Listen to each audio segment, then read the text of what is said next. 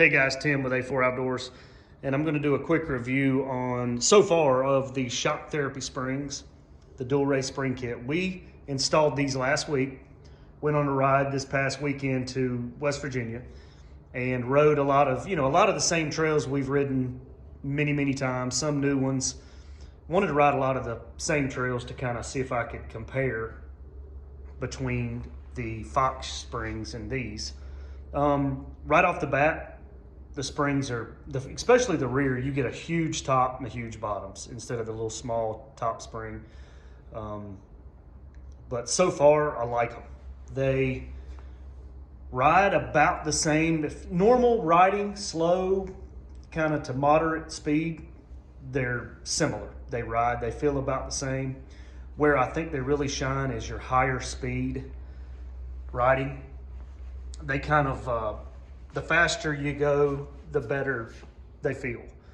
They feel like they just like higher speed, stuff like that. Smaller, they're a little better on the smaller rocks, the chatter and stuff like that. So we set them up exactly the way the video says. I think we got about 17 in the front, 17 and a half in the back.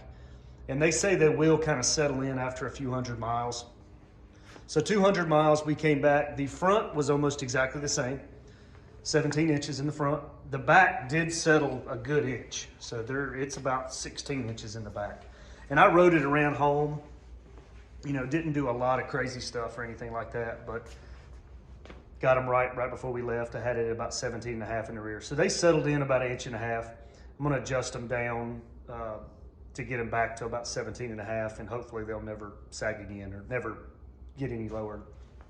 That's what they said they're supposed to do. They have a lifetime warranty, never to sag and everything. So for the money, I think they're worth it.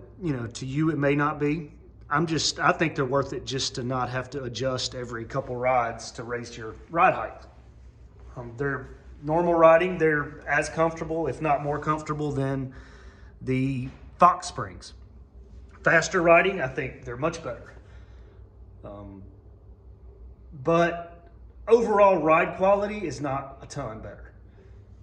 I think, I was expecting them to be a lot more plush, which, I've got it 17 inches. If you dropped it down and set your preloads pretty loose, I'm sure they would be, pretty, you could plush them up a little bit. But overall, I really like them. That way you guys, just make your own decisions. What, if they're worth the $950. To me, to not lose ride height every 2 or 3 rides is worth it.